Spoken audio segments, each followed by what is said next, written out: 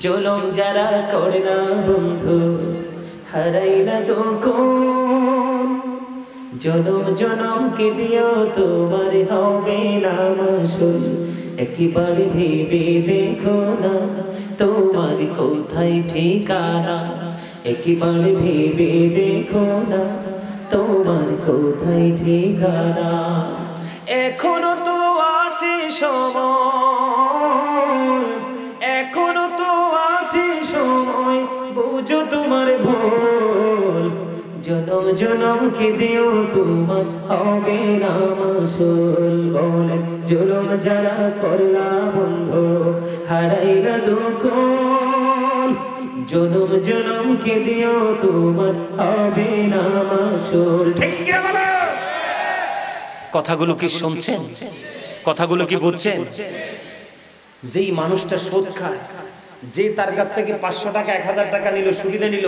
দেখবেন দিন শেষে কিন্তু তার আড়ালে গিয়ে সেও তার বিরুদ্ধে কথা বলে তার মানে প্রকৃত ভালোবাসার মানুষ তার নেই আর মরার পরে তো নাই যদি মারা যায় সুদখোর বলবে আমাদের মহল্লাটা পাতলা হইছে কি বলে না কারণ এতদিন বলতে পারে নাই কারণ তার বিশাল লাঠিয়াল বাহিনী আছে অ্যাটাক করবে সে এজন্য অন্তরে কি করেছি ঘৃণা করেছি ভাব প্রকাশ করি নাই আজকে যেহেতু কি হয়ে গেছে মরে গেছে আজকে কিন্তু বলার সুযোগ হয়েছে আছে না নাই আমাদের বাংলাদেশের মধ্যে যখন বৃষ্টি আছে গুড়ি গুড়ি বৃষ্টি হয় কি হয় গুড়ি গুড়ি যখন বৃষ্টি হয় ছাগল কিন্তু বৃষ্টি সহ্য করতে পারে না জানেন না এটা দেখবেন বন্ধু এখানে আসার কারণ হলো এটাও জুলুম দেখবেন পাশে একজনের বাগানে কাঁঠালের ডালা আছে আছে না নাই দেখবেন মালিককে না বলে চুপি চুপি কাঁঠালের ডালা কেটে নে বকরিকে খাওয়ায় খাওয়ায় কিনা কথা বলেন না মালিকের অনুমতি নেই না ও বন্ধু হাদিস শরীফের মধ্যে এসেছে আমার নবী আপনার নবী দু জাহানের বাদশা নবী তিনি বলে দিয়েছেন একটা গাছের ডালা পরিমাণ যদি তুমি পরের হাত খেয়ে থাকো তারপরেও চলে যেতে হবে জাহান্নামে বুঝে নিতে হবে আপনাকে সরিষা পরিমাণ জুলুম আপনি যদি কারোর সাথে বন্ধু খারাপ ব্যবহার করেন ক্ষমা চেয়ে নেবেন তার সাথে মেট করে নেবেন কারো যদি ইজ্জতকে হরণ করে থাকেন তার কাছে ক্ষমা চেয়ে নেবেন ছোট্ট পরিমাণ হক যদি কে থাকেন সেটা তার কাছ থেকে ক্ষমা চেয়ে নেবেন বড় ভয়ঙ্কর খবর এই সুদখোরের সাজার কথা বললাম কিন্তু তারা নামাজ পড়ে রোজা করে দান সদকাও করে কি করে না বন্ধু কিয়ামতের ময়দানে ওই ওনার হয়তো সাজা হলো কি হলো যিনি সুদ খাইলেন ওনার হয়তো সাজা হইল কিন্তু জীবনভর সুদ দিতে বন্ধু কি হয়ে গেল নিঃস্ব হয়ে গেল অনেক সময় দেখা যায় তার গায়ে মারে কি মারে না কথা বলেন না অনেক সময় দেখা যায় বিশ্রী ভাষায় বকাবকিও বলে আমাদের মধ্যে সমাজের মধ্যে এইরকম এগুলো কিন্তু আছে না নাই আমি সব কিছু মিলিয়ে বলছি বন্ধু আমার নবী জানিয়ে দিয়েছেন জুলুম বলতে শুধু সুদ নামে একটার পর একটা ছোট্ট করে করে আপনাদেরকে আজকে শুনিয়ে যাব আপনি 9 টাকা হালাল 1 টাকা হারাম কারণ এটা আল্লাহর হুকুমকে অমান্য করে আল্লাহর ওয়ার্ডারকে অমান্য করে আল্লাহর হাবিবের দেখানো রাস্তাটাকে আপনি অতিক্রম করে ওভারটেক করে আপনি নিজের মতো করে রাস্তা তৈরি করছেন এটাই হলো আপনার জন্য সবচেয়ে বড় অপরাধ ঠিক কিনা বলে আপনি যে আসবেন সেটাও আপনি জানতেন না আপনি কতদিন থাকবেন সেটাও আপনি জানেন না আবার কোন দিন চলে যাবেন সেটাও জানেন না তাহলে আপনাকে কে এত বড় দুঃসাহস দিল কোরআন হাদিসের আইনকে আল্লাহর হাবিবের আইনকে অমান্য করে আপনি আপনার জীবনের প্রতিটা অধ্যায়কে আপনি রচনা করার দুঃসাহস কে দিয়েছে এটাই হলো সবচেয়ে বড় অপরাধ ঠিক কিনা বলেন আর জোরে আমার কথা শুনেন যিনি সুদ খাবে যিনি সুদের সাক্ষী হবে যিনি সুদের জন্য ইসলাম লেখে আছে না নাই সুদের জন্য ইসলাম লেখে সুদের টাকা কালেকশন করতে বন্ধু মোরল সাহেব ঘরে বসে থাকবে আর তার সহচরগুলো টাকাগুলো কালেক্ট করবে আমার নবী জানিয়ে দিয়েছেন বন্ধু সবার জন্যই সমান অপরাধ সবাই সমান অপরাধী হবে মা আয়েশা সিদ্দিকা রাদিয়াল্লাহু তাআলা আনহা থেকে হাদিস কানা বর্ণিত আমার নবী আপনার নবী দু জাহানের বাদশা নবী তিনি জানিয়ে দিয়েছেন বন্ধু আপনি জানেন আমরা জানেন একটা মানুষ অন্যায় করছে, অপরাধ করছে, সেই অন্যায়ের সাথে প্রত্যক্ষ পরোক্ষভাবে যুক্ত আছে।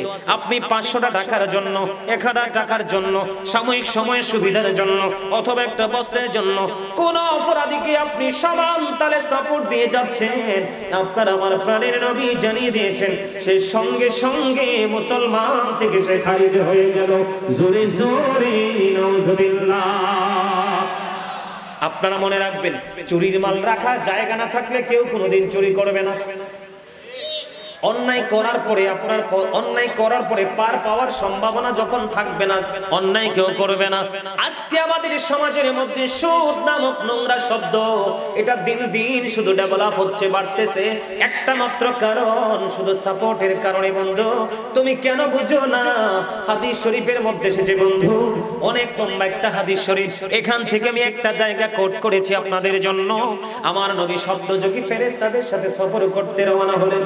হঠাৎ করে আমার নবী সামনের দিকে যাইয়া দেখলেন একটা রক্তের নদী। নদীর মধ্যে একটা লোক সাঁতার কেটে কেটে কোলে আসতে চায়, আরেকজন পাথর হাতে নিয়ে কোলের মধ্যে দাঁড়িয়ে আছে।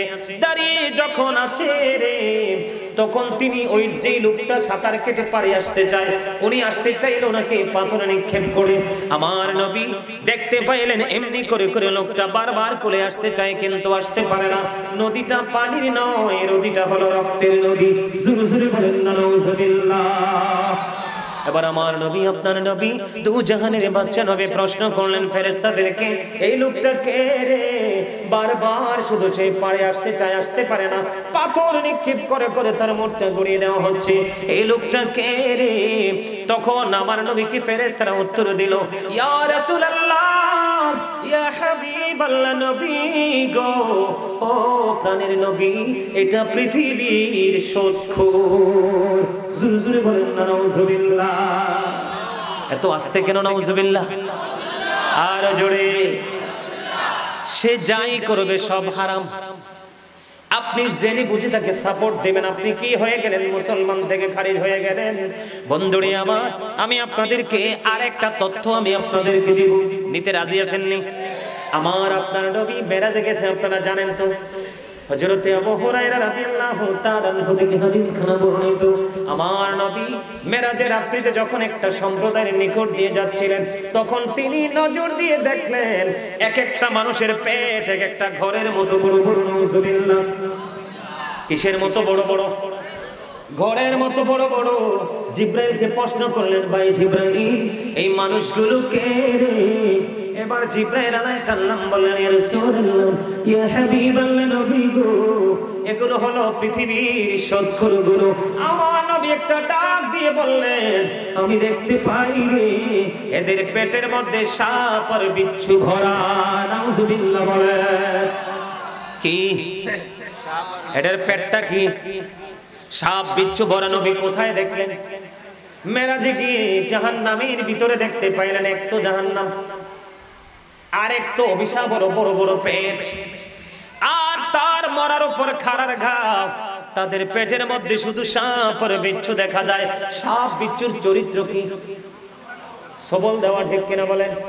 আরো জোরে বলেন। সত্যি খাওয়া যাবে? দেখবেন, আমি যেটা প্র্যাকটিক্যালি দেখছি, যখন কোন মানুষ মানুষের কাছে টাকা হাওলাত চাই, বিপদে পড়লে দেয় না। যখন কাকতি মিনতি করে, তখন বলে, ভাই তাহলে একটা কাজ করবো। কি? আমার ছোট সালাটা বিদেশ থাকে, তার কিছু টাকা আছে তার বোনের কাছে, তার মানে ওনার ওয়াইফ। তুমি যদি চাও এখান থেকে আমি দিতে পারবো, তবে পার্সেন্টেজ টাইম টু টাইম দিতে হবে। এটা কি কৌশল নাকি অপকৌশল? অপকৌশল। এখন বাংলার ঘরে ঘরে আনাচে কানাচে অনেক মহিলা আছে, সুদে টাকা লাগায়, আছে না? দেখবেন আবার আসান দিলে মসজিদেও সবার আগে যায়, আছে না নাই? ঠিক কিনা বলেন? মসজিদে পড়লে আজান সবার আগে যায়, নামাজ শেষে বাইরে এসে সুদের টাকা খায়। নামাজ হইল না রে তোর, নামাজের হইলি না খবর। অমন ধরলি নামাজ, পড়লি নামাজ সারা জীবন ভোর। অমন ধরলি নামাজ, নামাজ হইল না রে তোর, নামাজের হইলি না খবর।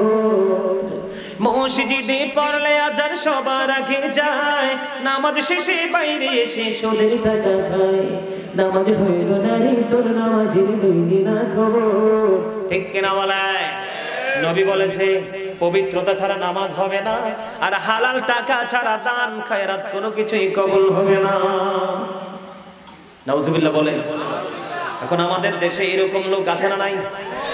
যিনি সুদ দিবে এবং যিনি সুদ নেবে, দুইজন উভয় কিন্তু সমান অপরাধী। আমি আপনাদের কি বলবো, ও বন্ধু, সুদের 70টা স্তম্ভ আছে। কয়টা? আবার কেউ কেউ বলেছেন 69টা। কয়টা? 69টা অথবা 70টা, যেই কোনো একটা বন্ধু। সুদের 70টা স্তম্ভ, এর মধ্যে সবচেয়ে যেটা ছোট 70 নাম্বার অথবা 69 নাম্বার, সবচেয়ে ছোট যেটা, আমার নবী বলেছেন 70 নাম্বার স্তম্ভ হলো যিনি সুদ খাইলো, তিনি সত্য খাইলো না, উনি যেন ওনার মাকে বিবাহ করলো। কোন সন্তান কি পারবে মাকে বিবাহ করতে? পারবে না, কোনদিন পারবে না। কিন্তু যদিও সে কি করতে পারবে না, মাকে বিবাহ করতে পারবে না, এটা টোটাল হারাম। কিন্তু এমনি যদিও না করে, সুদ খাওয়ার মানি দ্বারা কি বোঝা যায়, সে মাকে বিবাহ করার মতো অপরাধটা কন্টিনিউ করে যাচ্ছে। জোরে জোরে নাউজুবিল্লাহ। বন্ধু হৃদয় খুলে শোনো গো, ও বন্ধু, মুরাদনগরের মানুষ। কোন গ্রাম এটা? মুরাদনগর গোরাশালের মানুষ। আমার ভাই, আমার বাবার, আমার মা, আমার বোনেরা, সবাইকে বলছি গো, হৃদয়ের জানালা খুলে শোনো। আমার নবী আর বলেছে, যেই ব্যক্তি সুদের মাধ্যমে 1টি টাকা উপার্জন করলো, কয়টি টাকা? মাত্র 1টি টাকা উপার্জন করলো, সে যেন 36 বার তার মায়ের সাথে জিনা করলো। কোন সন্তান পাগল না হওয়া পর্যন্ত এই কাজ করতে পারে না। আমার মনে হয় জীবনে পৃথিবীর ইতিহাসে কোন পাগল এই কাজ করে নাই। ঠিক কিনা বলেন? যদিও করে না, ও বন্ধু, এত বড় অন্যায়, এত বড় পাপ, জঘন্য অপরাধ, এই যদিও সেটা তার পক্ষে সম্ভব নয়, কিন্তু যিনি সুদ খাচ্ছেন, 1টি টাকা উপার্জন করছেন, ওই সমান পাপ তিনি কন্টিনিউ করে জোগাড় করছেন। জোরে জোরে নাউজুবিল্লাহ। আপনারা বলেন, সুদ কি খাবেন? সুদখোরকে সাপোর্ট দিবেন? আরো জোরে বলেন, দিবেন? তাদের দুনিয়াও নাই, তাদের আখিরাতও নাই। বন্ধু, তারা জানে না। আমি আপনাদেরকে বড় ভয়ঙ্কর খবর দিব, সুদ খাওয়া মানে গরিবের রক্ত চষে নেওয়া। বাংলাদেশের ইতিহাসে এমন ঘটনা অনেক আছে বন্ধু। ছোট্ট একটা অটো রিকশা চালিয়ে খাবার খায়, সুদের টাকা পারতে পারতে সে রিকশাটা গায়েল করে ফেললো। এমনও আছে, বিপদে পড়ে মানুষ আসলো তোমার কাছে, তুমি তার পথে দয়া করলে না, না করে তার একটা বিটা জমি, সেটার দিকে তোমার কোন নজর গেল। অনেক মানুষ কিন্তু সুদখোরের তাণ্ডবে শিকার হয়ে কিন্তু ভিটামাটি হারিয়েছে। ঠিক কিনা?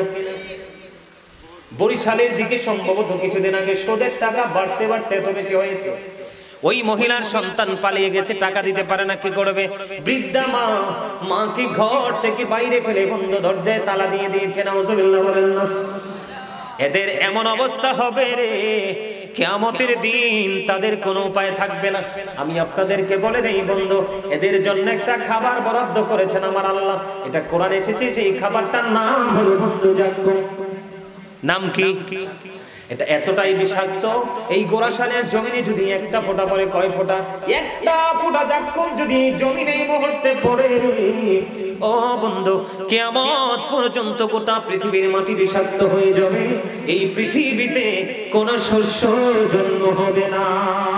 জোরে জোরে বলেন নাউজুবিল্লাহ। এটা কার জন্য খাবার?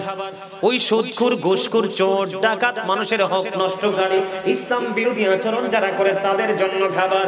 আমার নবী বলেছেন, এটা কোরআন থেকে বন্ধু বললাম, হাদিস শরীফের মধ্যে এসেছে। আমার নবী, আপনার নবী, দু জাহানের বাদশা নবী, তিনি জানিয়ে দিয়েছেন ওই মানুষগুলোর জন্য আরেকটা খাবারের সন্ধান দিয়েছেন।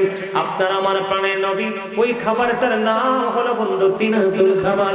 ইয়া রাসূলুল্লাহ, ইয়া হাবিবাল্লাহ নবী গো, ও প্রাণের নবী জানতে মনে মনে চাই গো নবী, এই তিনাতুল খাবালটা কি গো? আমার নবী জানিয়ে দিয়েছেন এই তিনাতুল খাবালটা হলো আরেকটা জাহান্নামের নিংড়ানো রক্ত পুঁজ অথবা ঘাম। জোরে জোরে নাউজুবিল্লাহ। অনেকের কাছেই খারাপ লাগে, তাই না? কার কার কাছে ভালো লাগে হাত তোলেন, সোজা করে যোগ করে দুই হাত সোজা করে তুলে দেখান, এইভাবে হাত নামান, মারহাবা। এই নোংরা খবর কি?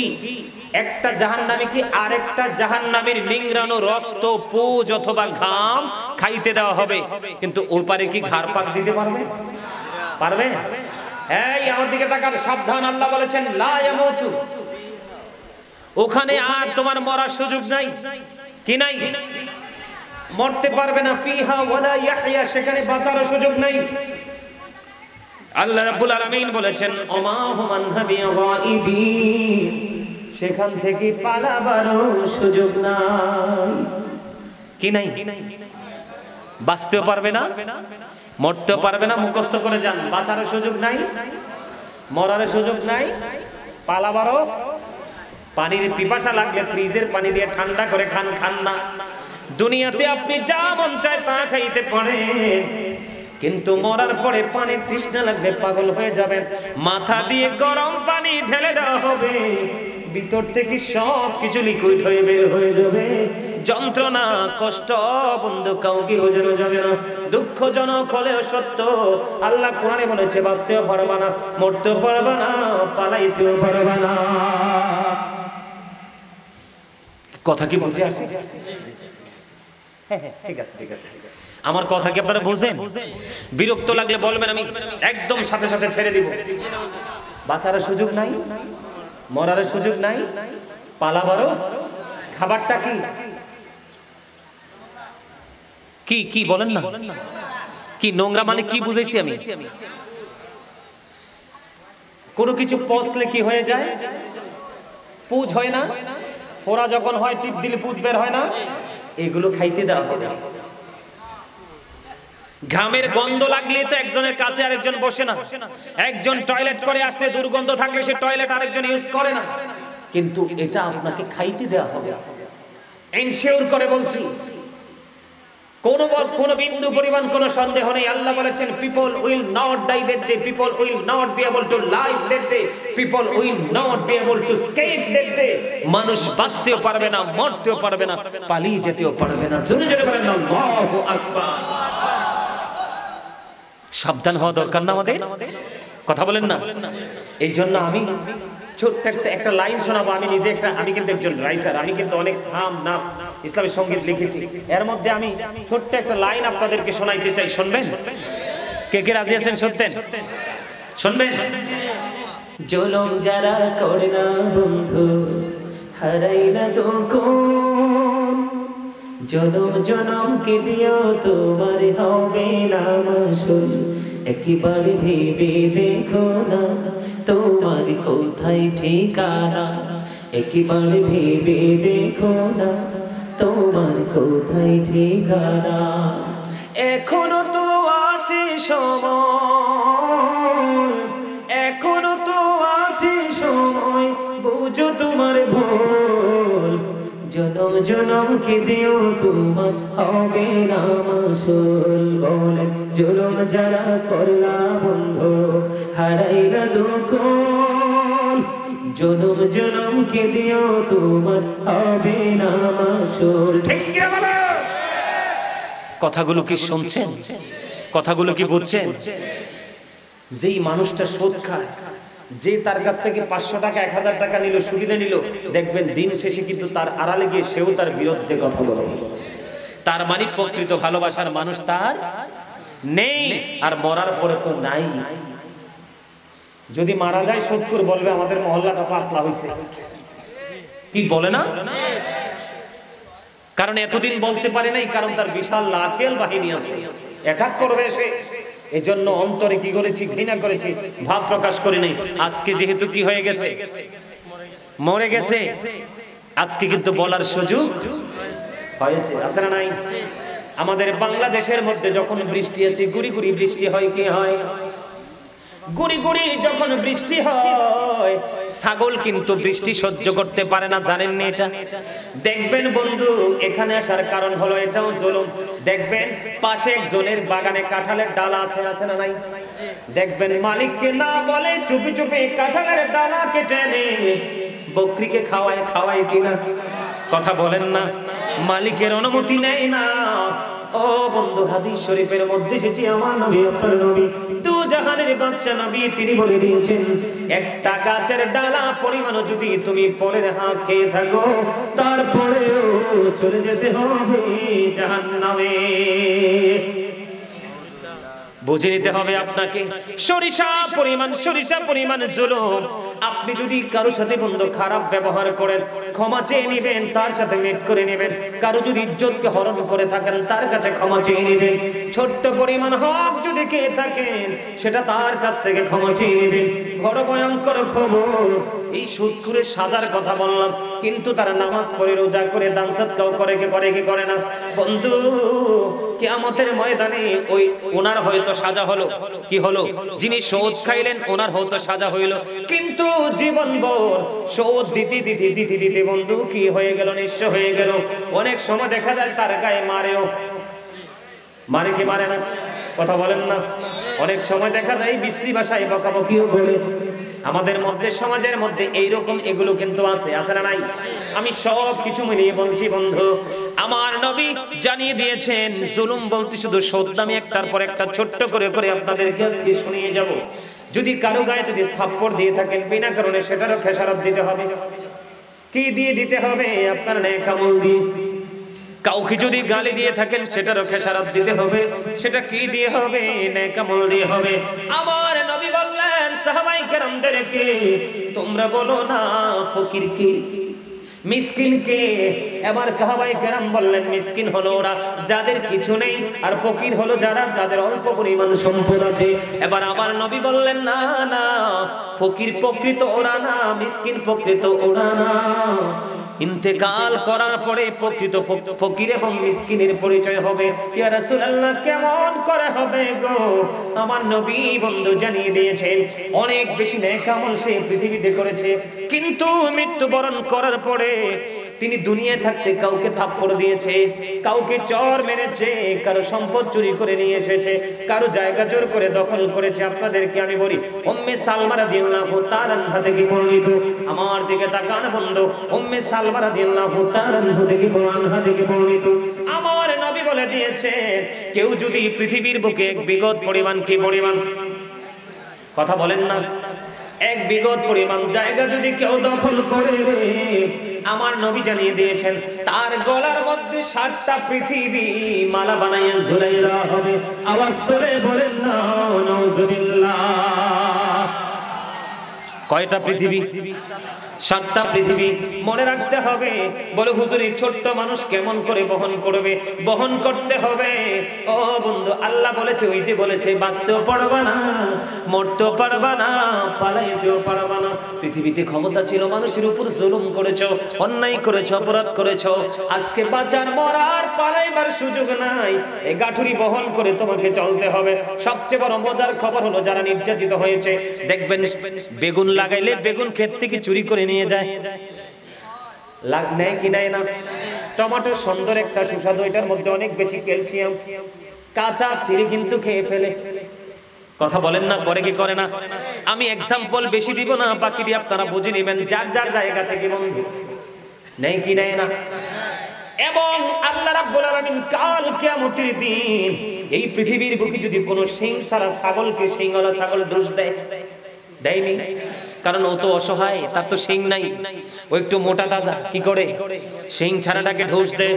আমার নবী বলেছেন কাল কিয়ামতের ময়দানে যেটা পৃথিবীর বুকে দুর্বল ছিল এটাকে শক্ত করে দুইটা সিং লাগাইয়া দিবে। আল্লাহ রাব্বুল আলামিন বলবে আজকে তোমাকে পাওয়ার দিয়েছে, প্রতিশোধ নিয়ে যাও। এবং এখান থেকে বোঝা যায় ছোট্ট একটা অবলা প্রাণী ছাগল, এক্সাম্পল দিয়েছেন আমার নবী আমাদেরকে বোঝানোর জন্য। একটা ছাগল দিয়ে আরেকটা ছাগলের প্রতিশোধ পর্যন্ত নেওয়া হবে। বিচারটা এত সূক্ষ্মভাবে আল্লাহ রাব্বুল আলামিন করবে। বন্ধু, কাউকে চোট দিয়েছেন, নেক আমল দিয়ে দিয়েছেন, পরিশোধ হয়ে গেল। আবার কারো বাগান থেকে চুরি করে এনেছেন, পরিশোধ করতে হলো নেক আমল দিয়ে। এমনি করে করে সব নেক আমল আপনার শেষ হয়ে গেল, এখনো পাওনাদার বাকি রয়ে গেছে। বলে হুজুর এখনো পাওনাদার রয়ে গেল গো, এখন এই পাওনা মিটাবো কেমন করে? নবী সমাধান দিয়ে দিলেন। পাওনাটা মিটাবার বন্ধু সমাধান হলো, তোমার কাছে নেক আমল নেই, কোনো চিন্তা নেই। যেই পরিমাণ অন্যায় তুমি তার উপর করেছো, যেই পরিমাণ জুলুম তুমি তার উপর করেছো, ওই পরিমাণ পাপ তুমি তার কাছ থেকে তুমি নিয়ে আসো। জোরে জোরে কন্যা নাউজুবিল্লাহ। বন্ধু আমার নবী বলেছে ওই ব্যক্তির মতো মিসকিন, ওই ব্যক্তির মতো ফকির আর কেউ তো হবে না। কারণ দেখবেন আমাদের সমাজে মসজিদে নামাজ সুফি সাহেব নামাজও বলে ঠিক, কথা বলে না। আবার আপনি কিছু চাইলে আগে দেওয়াও ঠিক, কথা বলেন না কেন? আবার পিছন দিয়ে কারো হাত দিয়ে 3 হাত গড়িয়ে আরেকজনের ক্ষতিও ঠিক। এরকম মানুষ আছে কিনা বলেন? সুদও ঠিক, ঘুষও ঠিক, সব কিছু ঠিক। ওই সমস্ত মানুষগুলো কাল কিয়ামতের দিন একেবারে মিসকিন ফকির হয়ে জাহান্নামে যাবে। বন্ধু জাহান্নাম তোমরা জানো না, জাহান্নামের আগুনকে আল্লাহ 1000 বছর তাপ দিল, আগুনের রং হয়ে গেল বন্ধু লাল। আল্লাহ আরো 1000 বছর তাপ দিলেন বন্ধু, আগুনের রং হয়ে গেল সাদা। আল্লাহ রাব্বুল আলামিন আরো 1000 বছর তাপ দিলেন, আগুনের রং হয়ে গেল বন্ধু কালো। এই 3000 বছর আগুন উত্তপ্ত করে ওই পাপী মানুষগুলোকে পোড়ানোর জন্য বাজেট করে রেখেছে। দুঃখজনক হলেও সত্য, বাঁচতেও পারবে না, মরতেও পারবে না, পালাইতেও পারবে না। পানি তৃষ্ণা লাগলে গরম পানি ঢেলে দেওয়া হবে বন্ধু, আর পেটে ক্ষুধা লাগবে। 2টা খাবার, একটা হলো আরেকটা জাহান্নামী নোংরা হয়ে যাবে, নিংড়ানো হয়ে যাবে, লিকুইড হয়ে যাবে, পচে গলে ওটা তোমাকে খাইতে দেওয়া হবে।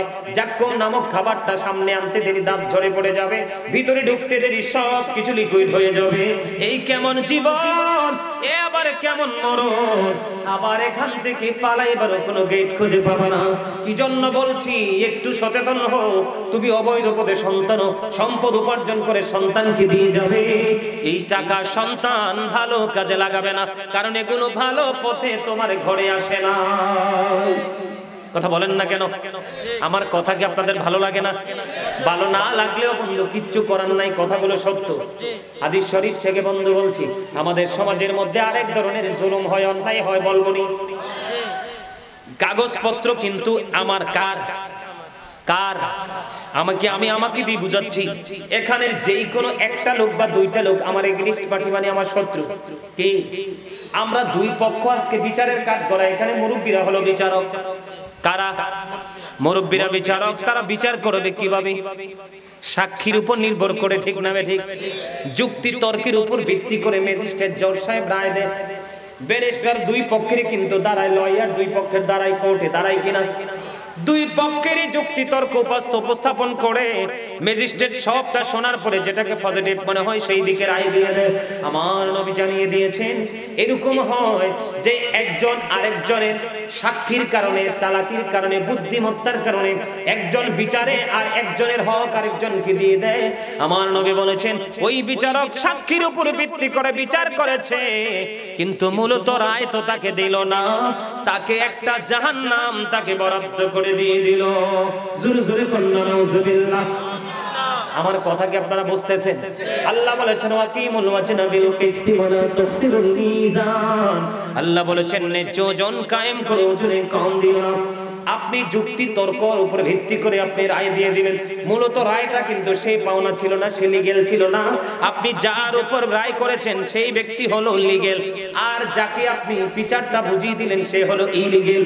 যুক্তি তর্কের কারণে রায় একদিকেরটা আরেক দিকে চলে গেল, ন্যায়টা অন্যায়, অন্যায়টা ন্যায় হয়ে গেল।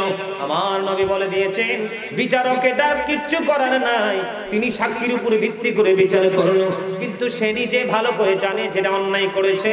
আমার নবী বলে দিয়েছেন বন্ধু সে তো তাকে রায় দিল না, তার পক্ষে রায় দিল না, তাকে জাহান্নাম বরাদ্দ করে দিয়ে দিল। জোরে জোরে নাউজুবিল্লাহ। আমাদের মধ্যে সমস্যা আছে না নাই? আরে জোরে বলেন। কাঁঠালের ডাল কেটে এনে খাওয়াবেন না ছাগলকে, আপনি মনে করছেন ছাগলের পেট ভরাইছেন, কিন্তু এই পাতা থেকে কিন্তু গোস্ত হইছে। কথা বলেন না কেন? গোস্ত হইছে কিনা? গোস্ত কিন্তু আপনি খাইছেন, আপনি বলে হুজুর আমি গোস্ত খাই নাই, বাজারে বিক্রি করে দিছি। কি করে দিছি? আপনি গোস্তের বিনিময়ে টাকা আনছেন, কি করেছেন? টাকা খরচ করে আপনার চাহিদা আপনি পূরণ করেছেন, এটাও বন্ধু হারাম। কি আমাদের দেশে আছে না চোর? কথা বলেন না। চুরি করে আনে, ডাকাতি করে আনে, সুদের মাধ্যমে আনে, ঘুষের মাধ্যমে আনে। এর মধ্যে সবচেয়ে বড় হলো বাংলাদেশে যেটা চলছে সুদ এবং ঘুষ, দুইটাই চলতেছে, ঠিক কিনা? এই জন্য নবী জানিয়ে দিয়েছেন পেটটা বড় হয়ে যাবে। কি হয়ে যাবে? এক একটা হাদিসে এক এক রকম বর্ণনা এসেছে বন্ধু। কল কৌশল করে টাকা তুমি উপার্জন করার চেষ্টা করো না, তুমি হালাল পথে উপার্জন করে এটাতে হবে অনেক বরকত। আর সবচেয়ে বড় কথা হলো আমাদের দেশের নামাজ কিন্তু ঠিকই পড়ে, বের হয়ে যায় কিন্তু সুদের টাকার চিন্তা করে। কারণ নামাজ আপনি নামাজের মতো পড়তে পারেন নাই, যেই কন্ডিশনে নামাজ পড়া দরকার সেটা আপনি পড়তে পারেন নাই। যেইভাবে নামাজ পড়লে আপনি সূরা আনকাবুতের মধ্যে আল্লাহ যেমনি ভাবে বলেছেন না সলাতা তানহা আনিল ফাহশাই ওয়াল মুনকার, নামাজ মানুষকে খারাপ কাজ থেকে বাঁচিয়ে রাখে। এখন আমি কি আল্লাহরটা বিশ্বাস করব না আপনারটা? আল্লাহটা, আল্লাহর কথা কি বল হইতে পারে? হ্যাঁ 19-20 হইতে পারে? হইতে পারে না। আল্লাহ কিন্তু ঠিকই বলেছে, আপনি নামাজও কিন্তু ঠিকই পড়ছেন, কিন্তু মাঝখানের যে কন্ডিশন গুলো আপনার আমার মধ্য থেকে হারিয়ে যাচ্ছে, এই কারণে নামাজ পড়ার পরেও মানুষ হতে পারছি না।